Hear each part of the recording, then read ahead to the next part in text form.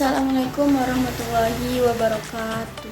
Perkenalkan, nama saya Ratu Anissa dengan NIM F521240222 dari Prodi Sistem Informasi. Dalam video ini saya akan memaparkan sebuah studi kasus, yaitu tentang gempa di Palu pada tanggal 28 September 2018, yang mana menjadi salah satu bencana terbesar di Indonesia. Melalui studi kasus ini, saya akan memaparkan beberapa materi mengenai potensi bencana di Kota Palu, profil masyarakat, profil wilayah, serta bagaimana penyebaran informasi yang dilakukan. Tujuannya adalah agar untuk memberikan pemahaman bagaimana Palu menghadapi risiko bencana dan bagaimana masyarakat ke depannya agar bisa lebih siap dan tangguh. Baik, kita masuk di bagian latar belakang. Indonesia rawan akan gempa karena berada di jalur pertemuan 3 lempeng besar di dunia. Salah satunya yaitu peristiwanya yang terparah pernah terjadi di Palu pada tanggal 28 September 2018. Ketika gempa berkekuatan 7,4 SF memicu tsunami dan likuifaksi. Bencana ini menelan ribuan korban jiwa dan menghancurkan infrastruktur kota. Kejadian tersebut menjadi pelajaran penting tentang pentingnya kesiapsiagaan masyarakat serta penyebaran informasi yang cepat dan tepat.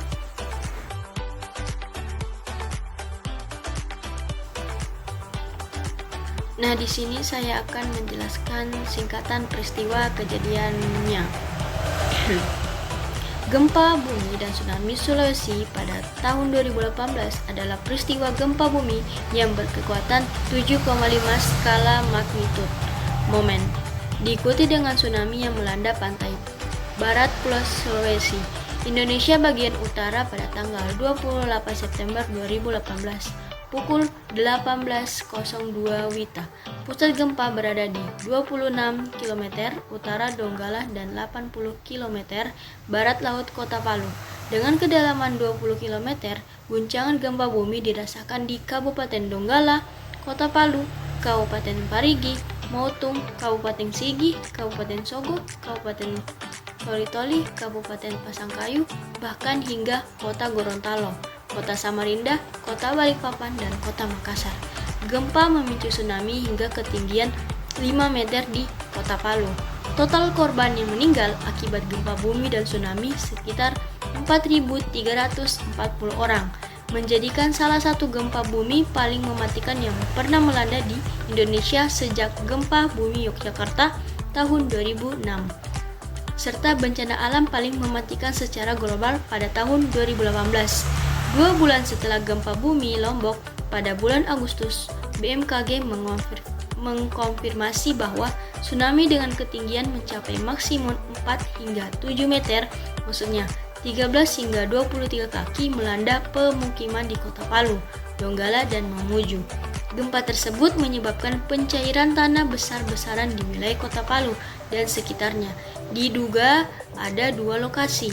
Hal ini menyebabkan semburan lumpur yang menyebabkan banyaknya pembangunan terendam dan menyebabkan ratusan korban jiwa dan banyak lagi yang hilang. Pencairan tanah tersebut dianggap yang terbesar di dunia dan dianggap langka. Nah, Pulau Sulawesi juga itu kan terletak di sepanjang cincin api Pasifik, zona kegempaan yang dikenal tinggi di dunia. Nah, Sulawesi Tengah terletak pada 3 lempeng tektonik utama, yaitu ada lempeng Sunda, lempeng Indo-Australia, dan lempeng Laut Banda. Sesar Palu Koro yang menjadi penyebab utama gempa bumi pada tanggal 28 September tahun 2018.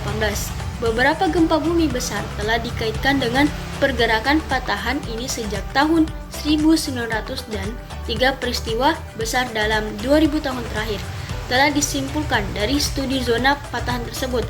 Pada tahun 2017, sebuah penelitian mengakui patahan ini mewakili resiko seismik terbesar di Indonesia bagian timur.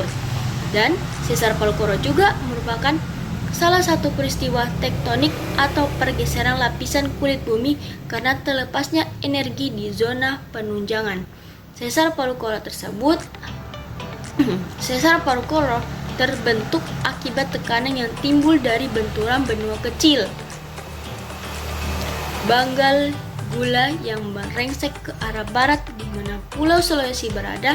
Peristiwa benturan benua kecil ini diperkirakan terjadi pada 5-0 juta tahun yang lalu.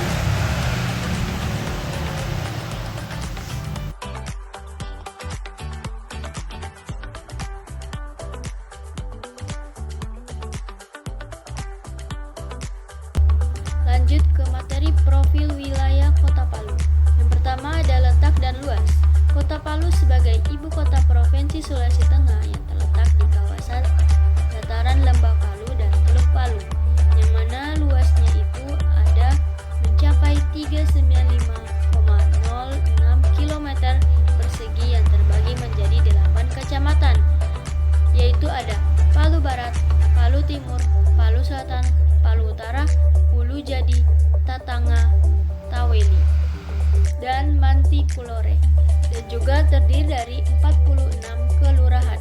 Karakter geografis, wilayahnya yang terdiri dari 5 dimensi, yaitu wilayah pegunungan, lembah, sungai, teluk, dan lautan, serta topografi datar hingga berkembang dengan beberapa area perbukitan. Mata pencarian dan sumber ekonomi meliputi pertanian, yaitu ada padi, kopi, kelapa, kakao, cengkeh. Industri pengolahan, yaitu terutama hasil pertanian dan tambang. Jasa transportasi melalui pelabuhan Pantoloan Palu, para wisata dengan berbagai destinasi dan budaya, serta kerajinan tangan seperti anyaman bambu. Infrastruktur dan transportasi berfokus pada pengembangan transportasi publik massal melalui program bus transportasi Palu untuk meningkatkan aksesibilitas dan kenyamanan, serta infrastruktur pendukung seperti pembangunan halte bus dan fasilitas penunjang lainnya. Selain itu, ada juga pengembangan infrastruktur kota lainnya seperti bangunan tahanan gempa, kawasan olahraga, dan ruang terbuka hijau. Nah, infrastruktur tahan gempa itu seperti pembangunan bangunan tahan gempa sebagai respon terhadap kondisi geografis kota yang rawan bencana alam. Terus yang transportasi seperti bus transport Palu itu sebuah layanan transportasi massal berbasis bus rapid transit atau nama lainnya BRT dengan skema by the service BTS untuk melayani hampir seluruh wilayah kota Palu melalui beberapa koridor utama. Topografi dan iklim, sebagian besar datar, sekitar 75% wilayahnya, hingga bergelombang, dengan beberapa daerah berlembah dan terletak di lembah dan teluk Palu serta dekat dengan lautan.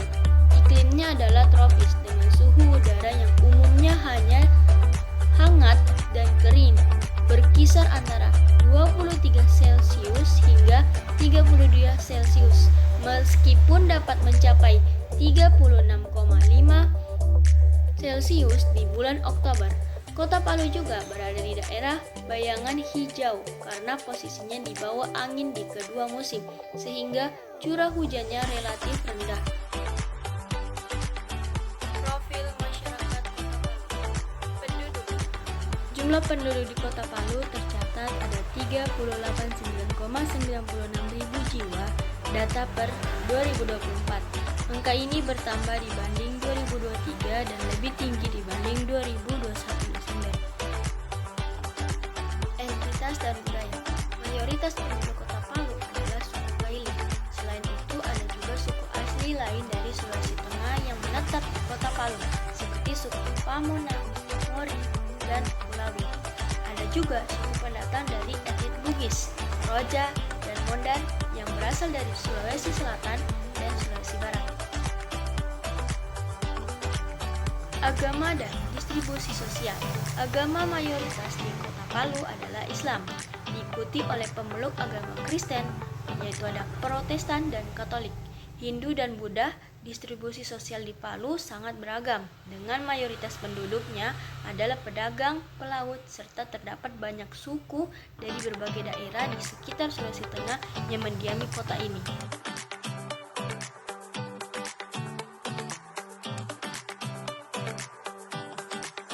materi potensi bencana. Kota Palu memiliki potensi tinggi terhadap beberapa jenis bencana alam, terutama gempa bumi dan tsunami. Karena lokasinya dekat dengan sesar Palu Koro, potensi lainnya adalah likuifaksi yang disebabkan gempa, tanah longsor, serta banjir dan cuaca ekstrim. Wilayah pesisir juga rentan dengan terhadap abrasi dan gelombang ekstrim. Nah, contohnya saja gempa bumi, di mana kota Palu kan yang berada di dekat sesar Palu Koro, patahan yang menyebabkan gempa kuat dan berpotensi berulang. Contohnya, gempa bumi yang berkekuatan 7,5 skala magnitude momen pada tanggal 28 September 2018 pukul 18.02 WITA.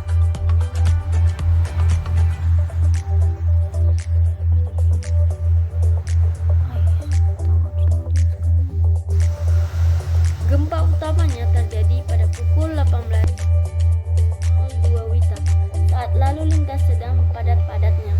Getarannya terasa hingga Samarinda, ibu kota Kalimantan Timur, di sebelah barat, dan Makassar di sebelah selatan. Gempa juga terasa di beberapa wilayah di Gorontalo yang terletak di sebelah utara, dan juga terasa di Tawau, Malaysia. Getaran hebat dilaporkan terjadi di Donggala dan Palu. Pemadaman listrik terjadi di seluruh wilayah dan telekomunitas terputus. Telkom, perusahaan milik negara, melaporkan bahwa lebih dari 500 menara komunikasi nirkabel telah rusak akibat gempa tersebut. Nah, gempa bumi menunjukkan bahwa gempa tersebut disebabkan oleh ternyata patahan geser atau pada patahan yang berarah utara, selatan, atau barat timur. Analisis lebih lanjut terhadap bentuk gelombang seismis menunjukkan bahwa patahan yang berarah utara selatan memberikan kecocokan yang lebih baik. Nah, gempa bumi tersebut disebabkan oleh pergerakan pada patahan Palu Koro. Bukti geodetik menunjukkan bahwa sekitar 150 km dari patahan tersebut pecah. Pada gempa utama, patahan tersebut merambat pada kecepatan yang melalui kecepatan gelombang yang ditentukan oleh proyek balik data telesismik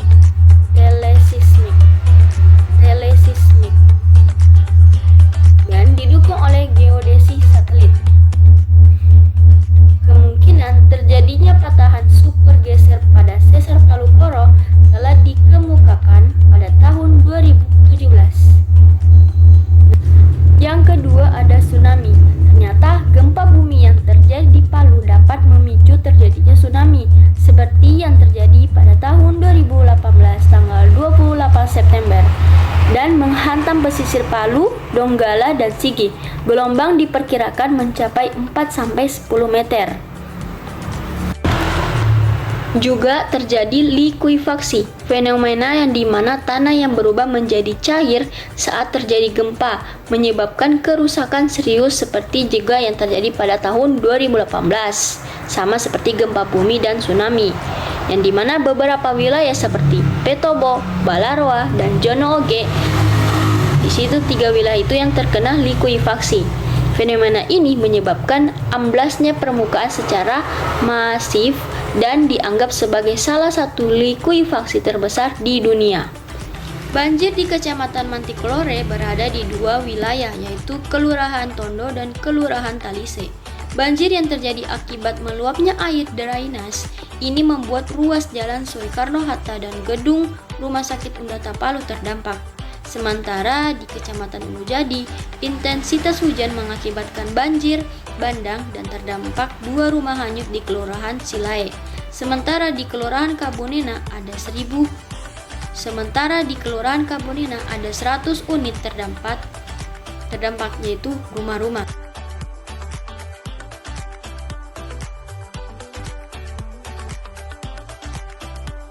Upaya mitigasi dan kesiapsiagaan. Yang pertama ada penguatan kerangka hukum, memperkuat peraturan daerah tentang penanggulangan bencanaan. Setelah gempa, tsunami, dan likuifaksi besar pada tahun 2018, pemerintah Kota Palu bersama Badan Penanggulangan Bencana Daerah, yaitu BPBD Sulawesi Tengah, memperkuat aturan mengenai penanggulangan bencanaan. Hal ini terlihat dari penerapan rencana kontingensi bencana, serta revisi tata ruang kota agar lebih aman dari resiko bencana. Penguatan hukum ini penting karena Palu berada di wilayah rawan gempa dan tsunami. Yang kedua, peningkatan kemitraan melibatkan berbagai pihak, termasuk komunitas lokal dalam aksi-aksi pengurangan risiko bencana.